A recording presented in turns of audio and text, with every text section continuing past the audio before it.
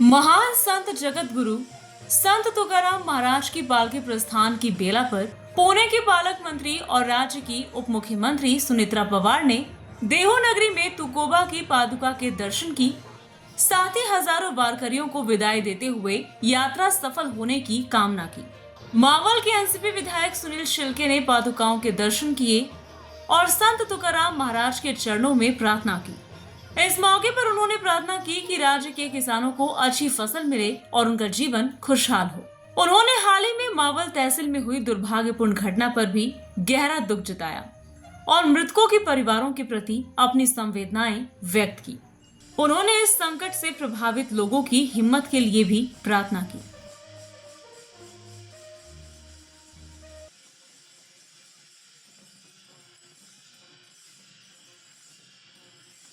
जगद्गुरु संत श्रेष्ठ तुकोबारायांच्या 341वा पालखी प्रस्थान सोहळा मोठ्या आनंदात भक्तिभावानं लाखो वारकऱ्यांच्या उपस्थितीमध्ये पार पडतोय। आत्ताच संत माऊली आणि संत तुकोबारायांच्या पादुकांचं पूजन या ठिकाणी पार पडलेलं आहे। श्रीमंत छत्रपती संभाजीराजे सहकुटुंब, त्याचबरोबर राज्याच्या उपमुख्यमंत्री आदरणीय सुनेत्रा वहिनी पवार, खासदार श्रीरंगाप्पा बारणे, आमदार महेशदादा, अनेक लोकप्रतिनिधी व वारकरी संप्रदायातील देखील ज्येष्ठ संत महंतांच्या उपस्थितीमध्ये पादुकांचा या ठिकाणी अभिषेक आणि पूजन पार पडलेलं आहे। आजचा सोहळा पार पडत असताना यावर्षी तुकोबारायांच्या पालखीला नव्यानं बनवण्याचं काम विश्वस्त आणि अनेक दानशूर व्यक्तींनी या ठिकाणी पूर्ण केलं आहे। अनेक वारकऱ्यांचं स्वप्न हे खऱ्या अर्थानं आजच्या पालखी आपण जर नवीन रथ पाहिला तर जवळपास 260 किलो चांदी ही वारकरी संप्रदायातील अनेक भाविक भक्तांनी, अनेक दानशूर व्यक्तींनी दान केली आणि हा पालखी रथ देखील मोठा भव्य दिव्य अशा स्वरूपाचा अनेक हजारो लाखो भाविकांना देखील आपल्याला पाहायला मिळणार आहे। तुकोबाराया चरणी एवढं साकडं घातलं, वरून राजानं जी काय कृपादृष्टी दाखवली आहे। मागील महिनाभरामध्ये पाऊस लांबणीवरती होता, परंतु मागील काही 8 दिवसामध्ये सुरळीतपणानं पाऊस पडतोय। शेतकरी देखील आज समाधानी आहे आणि उद्याच्या काळामध्ये देखील माझा बळीराजा, माझा युवक, महाराष्ट्रातील जनता सुखी राहो, त्यांना देखील त्यांच्या मनातल्या भावना पूर्ण हो, एवढीच तुकोबाराया चरणी प्रार्थना। मध्ये राज्याचे मुख्यमंत्री आदरणीय फडणवीस साहेब असतील, उपमुख्यमंत्री शिंदे साहेब, सुनेत्रा वहिनी, हे सर्वजण प्रत्येक भागाचा सातत्यानं आढावा घेत होते।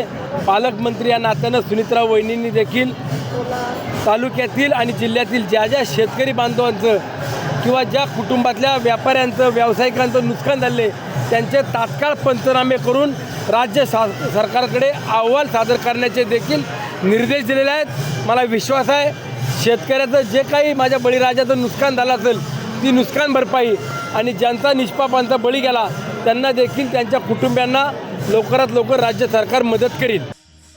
संत तुकाराम महाराज की पालकी देहू शहर से पंढरपुर के लिए प्रस्थान की। आज इनामदार वाड़ा में विश्राम है। कल सुबह उद्योग नगरी पिंपरी चिंचवड़ की ओर पालकी प्रस्थान करेगी। इससे पहले कोल्हापुर के सांसद संभाजी राजे तुकाराम महाराज की पादुका के दर्शन करने देहू पहुंचे। इस बार भारी बारिश के कारण उन्होंने वारकरियों से पुणे से पालकी में शामिल होने की अपील की है। उन्होंने ये भी कहा कि संत तुकाराम महाराज और संत ज्ञानेश्वर महाराज के चरणों में ये मांग की जाएगी कि जहां भारी बारिश हो रही है वहां कम बारिश हो और जहां बारिश नहीं हो रही है वहां भी बारिश हो। तुकाराम महाराजांच्या वारीचं प्रस्थान आहे आज आणि अभिवादन करण्यासाठी आम्ही सगळेजण इथं आलो आहोत। आणि खऱ्या अर्थाने ही परंपरा अनेक वर्षापासून, अनेक शेकडो वर्षापासून वारीची परंपरा चालू आहे आणि ती जगात पोहोचवणं ही आपल्या सर्वांची जबाबदारी आहे। मला आनंदाने सांगायचं आहे की शिवाजी महाराजांच्या पासून आणि प्रामुख्याने मग छत्रपती संभाजी महाराज, छत्रपती राजाराम महाराज, छत्रपती ताराबाई राणीसाहेब यांनी या वारीला संरक्षण दिलेलं आहे। जरी पटका नेहमी छत्रपतींच्या कडून हा दिला जातो आणि ती परंपरा ती चालू ठेवावी याच्यासाठी आम्ही परत एकदा सगळेजण अभिवादन करायला आलोय। पण खऱ्या अर्थाने ही वारी म्हणजे काय, हे थोडक्यात ही दिंडी जे महाराष्ट्रातून येतात हा एक समूह आहे आणि खऱ्या अर्थाने ज्यावेळी पूर्ण महाराष्ट्रातून ज्यावेळी लोक इथे येतात ते म्हणतात खरा महाराष्ट्र जर कुठं पाहायचं असेल तर हे वारकऱ्यांच्या माध्यमातून, हे आपल्या दिंडीच्या माध्यमातून आपल्याला पाहायला मिळतं. आणि म्हणून इथं मोठं कोण नाही, छोटं कोण नाही, सामान्य माणूस हा सगळा एकत्र येतो. सामान्य माणसांचा हा विठ्ठल आहे. आणि म्हणून हे दर्शनासाठी, अभिवादन करण्यासाठी तुकाराम महाराज असतील, ज्ञानोबा असतील, आम्ही सगळेजण इथं अभिवादन करण्यासाठी सगळेजण एकत्र आहोत. मी सुद्धा सगळ्या वारकऱ्यांना आव्हान हेच करू इच्छितो की अतिवृष्टी आहे, सगळ्यांनी आपली जबाबदारी घ्यायला पाहिजे. जिथं पावसाचा जोर आहे, जिथं नद्यांचा जोर आहे, तिथं जाणं टाळायला पाहिजे. आणि म्हणून मला असं वाटतं की मुख्यमंत्र्यांनी सुद्धा आव्हान केलेलं आहे की आपण डायरेक्ट देऊच्या ठिकाणी किंवा आळंदीच्या ठिकाणी जाऊ नका, तुम्ही पुण्यात थांबा जिथं दिंडी येईल किंवा वारी येईल. आणि माझं सगळ्यांना आव्हान हेच राहील की पुण्यात सगळ्यांनी मुक्काम करावा आणि वारीत आपण सहभागी व्हावं. शक्यतो मी केव्हा काय मागत नाही, पण तुकोबा आहेत, ज्ञानोबा आहेत, सगळे आपल्याकडे लक्ष ठेवून आहेत. आणि जिथं अतिवृष्टी झाली तिथं कमी पाऊस व्हावा, जिथं पाऊस पडलाच नाहीये तिथं पाऊस पडावा, एवढंच आपण प्रार्थना करू.